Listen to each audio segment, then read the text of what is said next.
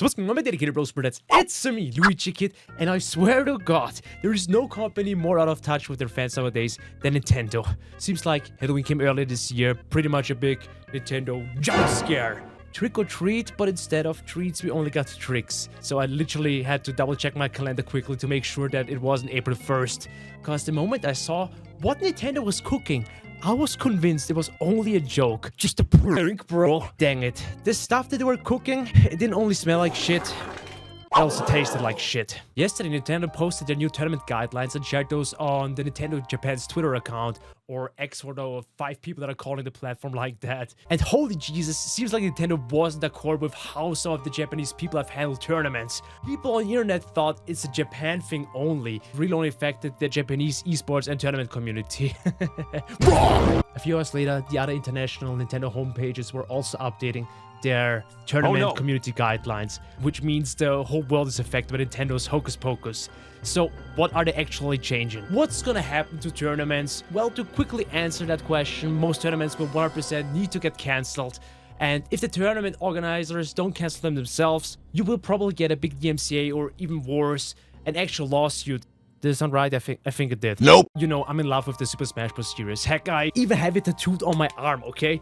But Nintendo seems to not love their fans loving the property. And it's not just Super Smash Bros. Ultimate, it's also Mario Kart 8, Splatoon, the Dub Mario Sports games that fell off a long time ago, and probably other Nintendo games that could potentially be played competitively. So what do my version eyes see here? In that spirit, we have created guidelines for individual organizers to follow when hosting not-for-profit small-scale community tournaments involving games for which Nintendo owns the copyright. Please familiarize yourself with the guidelines below before planning a community tournament.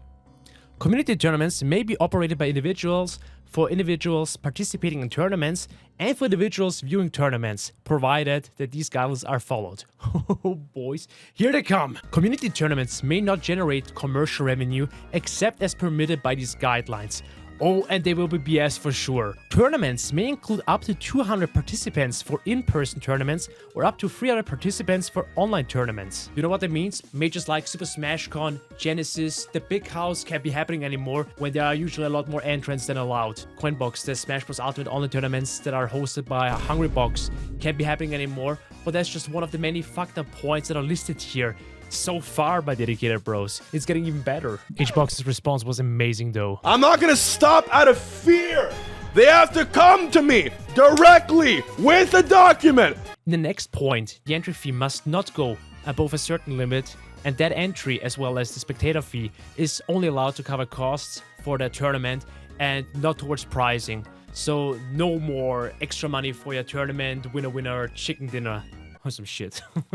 Yikes. A very good summary of the other dumb points were made by one of my good friends, True4, here on Twitter, with the other BS that Nintendo is doing. So, I quote, I saw a lot of stuff on Twitter about the new Nintendo guidelines, and honestly, after reading through it all, it looks worse than I thought.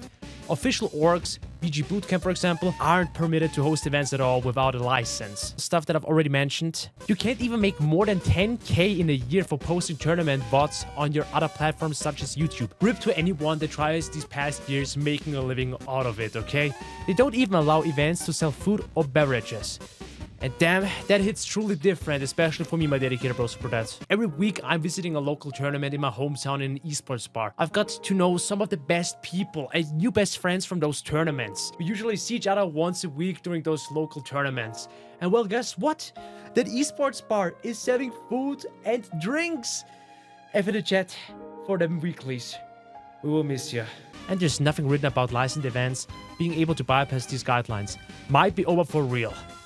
I think I have to agree with True4 here. Back in August during Gamescom, I actually thought Nintendo's finally taking a step into the right direction with hosting an official invitational with the community's official Smash Ultimate competitive rule set. Guess I was wrong in the end when I was thinking that they do care about the competitive scene. Yes, Nintendo always claims that their games are for everyone and family friendly and shit, but if there are specific communities building up that scene and find the fun in playing competitive, then please let those individuals be. As a wise man once said, Nobody hates Nintendo fans more than Nintendo themselves. I truly have to agree here. If you want to take a look on the rest of those guidelines for yourself, I'm leaving a link down in the description below. So, truly a sad day for Nintendo fans, my dedicated bros and brodettes.